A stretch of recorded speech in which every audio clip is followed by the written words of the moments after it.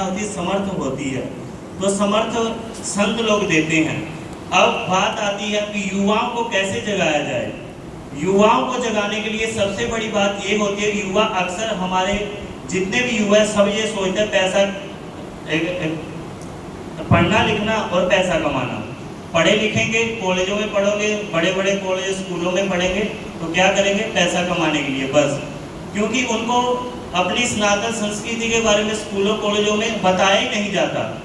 जब उनको बताया नहीं जाता तो वो अभी जैसे हम अभियान लेकर के उनके सामने जाते हैं, पढ़े लिखों के सामने जो युवा वर्ग के होते हैं, वो लोग कहते हैं अरे ये फालतू की बातें।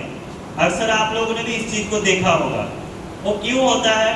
क्योंकि हम लोग उनको अच्छे से समझा नहीं पाते, क्योंकि वो कितने सालों से उनके दिमाग में यही भरा रहता है, पढ़े लिखेंगे और कमाएंगे, बस यहाँ तक ही सीमित होता है। नहीं कमाएंगे तो विदेश चले जाएंगे, यहाँ अगर नहीं हमारा कुछ बनेगा तो हम विदेशों में चले जाएंगे।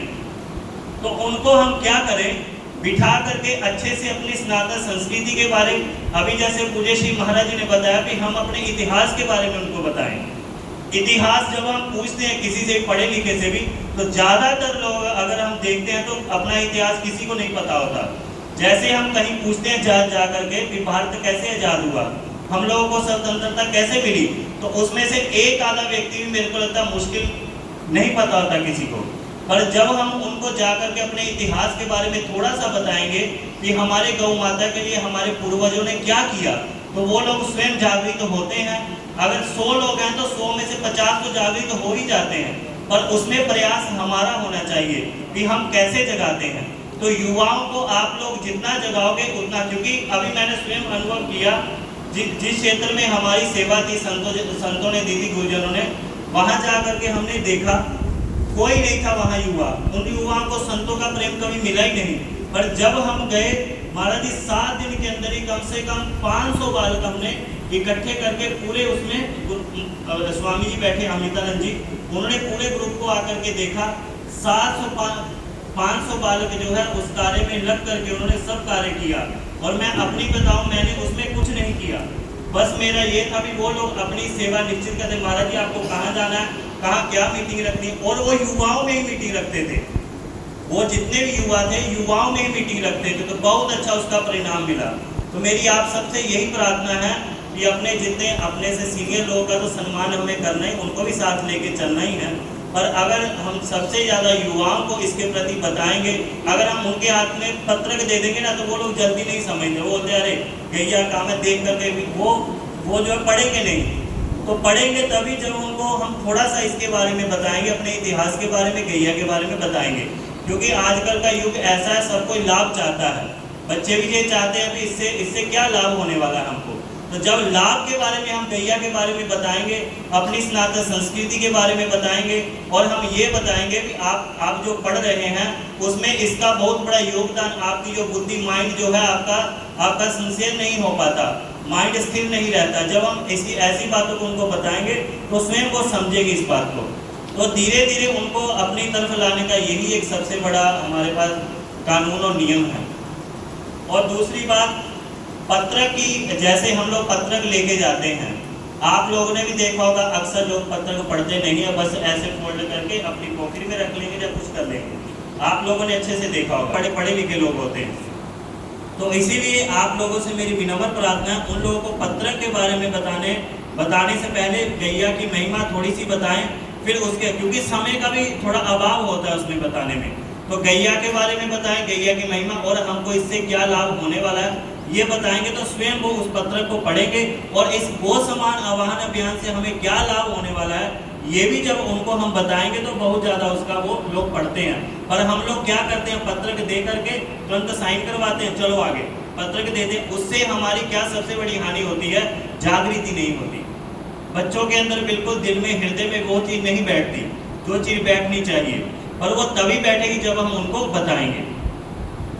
और दूसरी बात, सबसे बड़ा ये भी बात आती है कि पत्रक किनसे छपवाएं। जैसे जिस एरिया में हम लोग जाते हैं, तो यहाँ नियम है भी वही एरिया में जाकर के उन्हीं लोगों से पत्रक छपवाना, ये नियम है ना। वो कैसे छपवाएं? देखो, धन तो कोई हमें लेना भी नहीं, धन की तो कोई याचना किसी से रहती भी नहीं। पत्र कैसे छपवाएं, उसके लिए भी हमें यही कहना होगा सबको कि ये कार्य आपका है, जैसे आप लोगों का जो चलता है वही आपको बोलना है। तो बोलते बोलते अगर 50 लोग हैं तो 50 में से 1-2 व्यक्ति निकलते ही निकलते हैं, निश्चित है, पक्का है, हमने स्वयं उसका अनुभव किया है। पर हम लोगों के कहीं ना कहीं हम लोग कहीं शर्म कर जाते हैं और कहीं ना कहीं थोड़े घबरा जाते हैं, पता नहीं हम कह दें तो आगे से कोई उल्टा कोई हमको कोई दूसरा कुछ बोल ना दे। तो इसीलिए आप लोग अपने तरफ से मन को थोड़ा बड़ा करके, हृदय को बड़ा करके कितनी बात कहेंगे तो बहुत सारे लोग ऐसे खड़े हो जाते हैं, बहुत सारे नहीं, 2-4 लोग 50 लोगों में से खड़े हो जाते हैं जो लोग कहते हैं पत्रक छपवाएंगे, आपकी सेवा करेंगे, आप बताइए। तो उसके लिए हम सबसे पहले यही है कि सबको अच्छे से वहाँ टांगते हैं जहाँ कोई देखता भी नहीं, क्योंकि अपना हमको कार्य करना है, बस सबका यही होता है, हमको अपना कार्य करना है। देखो बैनर को वहाँ उन सबको कहो, आप लोग तो बैनर कोई लगाता नहीं, दूसरों को ही आप लोग बोलते हो, बच्चों को, जैसे कोई भी युवा वर्ग के जो रहते हैं उनको ही बोलते भी बैनर जो है वहाँ लगाना। पर हम लोग उनको ये नहीं बताते कि बैनर लगाने से युवा कैसे, ये जितनी भी जनसंख्या, जितने भी लोग हैं, जितने भी गो भक्त हैं, कैसे जागेंगे। उनके लिए हमें ये भी बताना होगा कि बैनर के माध्यम से बहुत बड़ा कार्य होता है, विषय में हम लोग बताते नहीं, इसीलिए ये होता है। पहले पत्रक 3-4 पेज का था, फिर पत्रक 1 पेज का आ गया। 1 पेज का पत्रक व्यक्ति पढ़ता है, जो 3-4 पेज का पत्रक था वो व्यक्ति इतनी जल्दी नहीं पढ़ता था। अभी 1 पेज वाला जो पत्रक है वो व्यक्ति जल्दी पढ़ता है, पर उसके विषय में हमें पहले बताना होता है। हम पत्रक के विषय में किसी को नहीं बताते, हम लोग अपने बस गो समान आह्वान बयान का जो हम करते हैं वो तो करते ही हैं, पर पत्रक के विषय में भी हम थोड़ा सा उनको बताएं कि ये कोई साधारण पत्रक नहीं है, ये पत्रक उन महापुरुषों के द्वारा निकाला गया है, ऐसे करके आप सब जानते हैं, सब मेरे से अग्रज हैं। तो आप सबसे मेरी विनम्र प्रार्थना है, इस अभियान में कोई भी चीज़ हमारी वेस्टेज ना जाए, ना हमारी वाणी जाए, ना हमारी आवाज़ जाए, ना हमारा पत्रक जाए, ना हमारा धन जाए और ना संतों का समय जाए। इस प्रकार से हम अगर कार्य करेंगे तो सफलता तो हमें मिलेगी ही, पर कहीं ना कहीं हम अपने मन को कमजोर महसूस करेंगे। पर अगर हम अपने इस दृढ़ निश्चय को लेकर के किसी चीज़ का वेस्टेज नहीं करेंगे तो हमारा संकल्प भी पूर्ण होगा और हम आगे चल के कभी भी अपने आप को कमजोर महसूस नहीं करेंगे। तो इसीलिए आप सब लोग, जितने भी लोग बैठे हैं, मेरी सबसे विनम्र यही प्रार्थना है कि आप सब लोग युवाओं को सबसे ज़्यादा सक्रिय करें। अगर युवा जागेंगे तो बहुत बड़ा, हम लोग देखते हैं जहाँ भी हम मीटिंग लेने जाते हैं तो सबसे पहले हमें बड़े बूढ़े लोग मिलते हैं, 45-50 साल से ऊपर, जो लोग अक्सर कहीं ना कहीं संगठनों से जुड़े होते हैं। तो उन लोगों को जब हम कहते हैं, वो लोग कहते हैं हम तो उस संगठन से जुड़े हैं, तो संगठन से जुड़े के होने के कारण वो लोग इससे जुड़ना नहीं चाहते। आप लोगों ने भी इस चीज़ को फेस किया होगा। तो संगठन, अगर हम युवा देखते हैं तो वो लोग सोचते भी हमारा शोषण करने के लिए आ गए, अक्सर युवाओं के अंदर भी ये बात होती है। तो उसके लिए सीधा सा सरल सा हमारे पास साधन ये है, प्रेम। सबको अपना प्रेम दिखा करके, सबको अपनापन दिखा करके, वो कैसे दिखाना है वो आपके ऊपर डिपेंड है।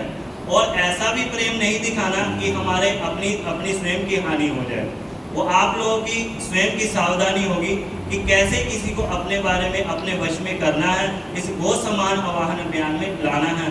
तो उसके लिए हमें प्रयास युवाओं के ऊपर रहेगा, ये मेरी विनम्र प्रार्थना है, क्योंकि हमको सबसे ज़्यादा यही कार्य दिया गया था कि युवाओं को जगाना। तो अभी बहुत सारा जहाँ जहाँ दास गया है वहाँ खूब एक दिन में 500 युवा हमने अभी तक, मेरे जीवन में इतना बड़ा अभियान कभी जीवन में मैंने देखा नहीं, और गुरुजन भी कहते हैं ये प्रथम अभियान है ऐसा।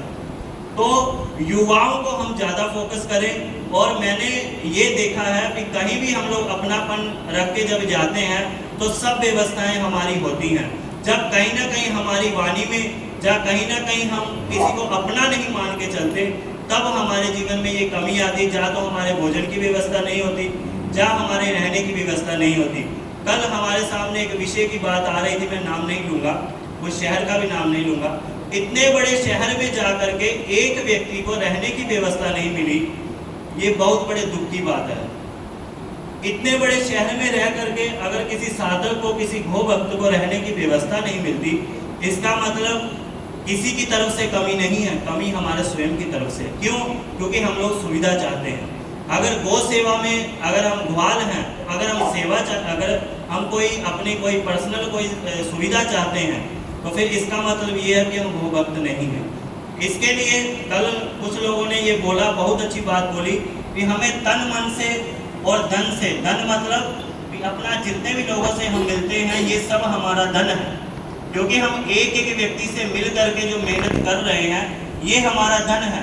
तन मन धन से जब तक हम समर्पित नहीं होंगे, जब हम मन से संकल्प नहीं कर लेंगे कि ये कार्य हमारा अपना है, गौ माता हमारी अपनी है, तब तक हमें कहीं भी प्रसाद नहीं मिलेगा, तब तक हमें कहीं भी रहने के लिए सुविधा नहीं मिलेगी। जब हम दृढ़ निश्चय कर लेंगे हृदय से कि गौ माता हमारी अपनी है और ये कार्य हमारा अपना है, तब हमें रहने की भी सुविधा मिलेगी और हमें खाने की भी सब सुविधा मिल जाएगी। और यहाँ तक ये भी होगा कि हमें डीजल पेट्रोल कहीं भी ऐसी व्यवस्था कहीं कमी महसूस होगी तो वो भी हमें मिलेगी, कहीं भी कमी कहीं नहीं आएगी। पर हम मथुरा में कार्य कर रहे थे और जो अपने निजी अनुभव रहे हैं उसको एक बिंदुवार हमने लिखा है, और कल जो सभी ने अपने अनुभव साझा किए तो जो बातें छूट रही थी उसको भी इसमें सम्मिलित करके आप सबके समक्ष रख रहे हैं। यह एक प्रकार से गौ सम्मान आह्वान अभियान की पूरी मतलब संगठन का स्वरूप एवं कार्य योजना की रूपरेखा या प्रारूप है। तो इसके विषय में हम लोग बिंदुवार चर्चा करेंगे और हम प्रार्थना करेंगे जो हमारे नंद बाबा लोग हैं, संत लोग हैं, इसके ऊपर बाद में आप सभी का मार्गदर्शन हम लोगों को अपेक्षित होगा। गौ सम्मान आह्वान अभियान हमारा उद्देश्य है 27 जुलाई को गौ सम्मान दिवस का। जो मुख्य उद्देश्य है वो तो है ही है, लेकिन हमारा अभी का जो उद्देश्य है वो 27 जुलाई का है। कार्य क्षेत्र पूरा भारत है। भारत में एक समान समरूपता नहीं है, क्षेत्र और भाषा के आधार पे विषमताएं हैं। कल जब लोग चर्चा कर रहे थे तो बहुत सारी चर्चाएं ऐसी निकल के आई जो उनके क्षेत्र और भाषा के आधार पे थी। भौगोलिक, राजनीतिक और धार्मिक विषमता के आधार पे लोगों की मानसिकता और व्यवहारिकता में भेद है। भौगोलिक जैसे हिमाचल की परिस्थिति अलग है, लद्दाख की अलग है, केरल की अलग है, इस प्रकार से नॉर्थ ईस्ट की अलग है। राजनीतिक कहीं कम्युनिस्ट का, जैसे केरल आदि में कम्युनिस्टों का जो शासन है लोग उस मानसिकता से प्रभावित है, तमिलनाडु में अलग मानसिकता से प्रभावित है, उत्तर प्रदेश में अलग तरह की राजनीतिक मानसिकता से प्रभावित है, बंगाल में अभी हमने देखा किस प्रकार से प्रभाव हुआ। और जहाँ ईसाइयों की बहुलता है, जहाँ मुसलमानों की बहुलता है, या जहाँ अन्य लोगों की बहुलता है जैसे लद्दाख हो गया और नॉर्थ ईस्ट के जो क्षेत्र हैं उनकी अलग अलग स्थितियाँ, परिस्थितियाँ, कंडीशन है। तो इस आधार पे सारे भारत को हम दो प्रकार से देखेंगे। एक तो राष्ट्रीय स्तर पे पूरे देश में क्या समान रूप से लागू किया जा सकता है, और दूसरा वहाँ के लोकल लेवल पे, क्षेत्र के, राज्य के स्तर पे या जिले के स्तर पे क्या क्या कार्य योजना में भेद हो सकती है, वो वहाँ के जिले की टीम या राज्य की टीमें निर्णय करेंगी, तो वो सभी भारत पे एक समान लागू नहीं होगा। तो इस तरह की परिस्थितियां हैं। समय लगभग 3 माह है और देखे जाए तो केवल 80 दिन बचे हैं। तो इस 80 दिन में हमारे को ये लक्ष्य प्राप्त करना है।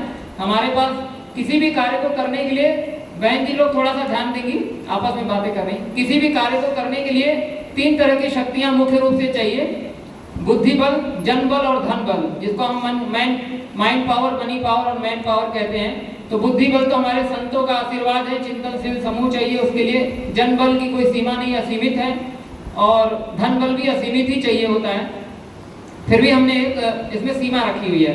तीनों बलों में हमको वृद्धि करनी है। संवाद के माध्यम से, संतों और विद्वानों के मार्गदर्शन से हम लोगों की बुद्धि विकसित होती है, विवेक जागता है और चिंतनशीलता बढ़ती है। जनबल चाहिए, उसके लिए इकाइयों का गठन होगा। इकाइयों का गठन राष्ट्र से लेकर के राज्य स्तर पे, संभाग, जिला, तहसील, ब्लॉक, फिर नगर, गांव, वार्ड या सोसाइटी जो होती है उस स्तर पे हमको जाकर के टीमें गठित करनी पड़ेंगी जितनी संभावना हो सके, और उसमें 11 से 21 लोगों के टीम हो, समूह हो जो इन विषयों पर कार्य करें। धन की बहुत सारी समस्याएं, धन बल भी हमको चाहिए। तो हमने अभी तक जो अनुभव देखा उसमें यह है कि धन की जो हर अलग अलग जिलों की परिस्थितियां अलग अलग होती हैं। कहीं धन की बहुत ही कमी रही और कहीं धन पर्याप्त रहा, तो खूब अच्छे से प्रचार सामग्री भी उपलब्ध आई, लोकल लेवल पे भी लोगों ने छपवाया और उससे उनका प्रभाव भी अलग पड़ा। और कहीं यात्रा करने के लिए भी लोगों के पास धन नहीं रहा, पेट्रोल डीजल के लिए भी समस्याएं आती रही। तो हमारा विचार है कि हर एक जिले में अपने अपने जिले का एक बजट निर्धारित होना चाहिए। मान लेते हैं 5 लाख या 10 लाख रुपए 3 महीने के अंदर में हमको खर्च करना है एक जिले में, तो ये पैसा कहाँ से आएगा? सार्वजनिक रूप से हम धन संग्रह कर नहीं सकते, तो विशिष्ट लोगों से संपर्क करके उनसे धन संग्रह किया जा सकता है। और यदि अविश्वास की बात है तो हम लोग एक वचन ले सकते हैं, हमको पैसा डायरेक्ट नहीं लेना है, हमको उस विशिष्ट व्यक्तियों की सूची बनानी है जो धन दे सकते हैं, और उनका एक डायरी में नाम नोट कर लेना, उनको बता देना भैया आपके नाम पे इतना पैसा आप जो बता रहे हो वो हम नोट कर लेते हैं, जब आवश्यकता पड़ेगी तो आपसे डायरेक्ट पैसा न लेकर के कोई कार्य कर रहे हैं तो उसमें पैसा ट्रांसफर करवा दिया जाएगा। तो ऐसे एक बजट तय कर ले और जिले का